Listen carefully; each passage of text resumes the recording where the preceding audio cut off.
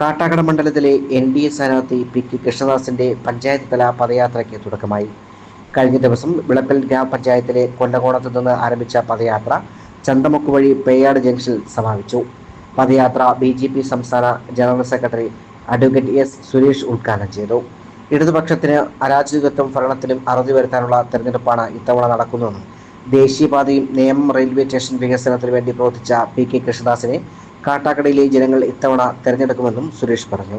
300 കോടി രൂപയുടെ വികസന പ്രവർത്തനമാണ് കേന്ദ്ര സർക്കാർ പള്ളിച്ചൽ ഗ്രാമപഞ്ചായത്തിലെ തിരുവനന്തപുരം സൗത്ത് റെയിൽവേ സ്റ്റേഷന് വേണ്ടി നടപ്പിലാക്കുന്നത്. റെയിൽവേ വികസനത്തിന് വേണ്ടി പ്രവർത്തിച്ച വ്യക്തിയാണ് കാട്ടാക്കട നിയോജക മണ്ഡലത്തിലെ എൻ.ഡി.എ സ്ഥാനാർത്ഥി പി.കെ. കൃഷ്ണദാസ് എന്നും സുരേഷ് പറഞ്ഞു.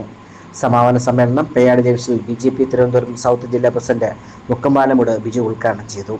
ബി.ജെ.പി നേതാക്കളായ കാട്ടാക്കട ഹരി, പേയാട് കാർത്തികേയൻ, സുധീഷ് തിരുനെല്ലൂർ, ദീപക് വിളപ്പിൽ, രാജേഷ് ബാബു, ഗ്രാമപഞ്ചായത്ത് president P. Soumya, vice president CS. Anil, ഗ്രാമപഞ്ചായത്ത് മെമ്പർമാർ തുടങ്ങി നൂറുകണക്കിന് പ്രവർത്തകർ പദയാത്രയുടെ ഭാഗമായി.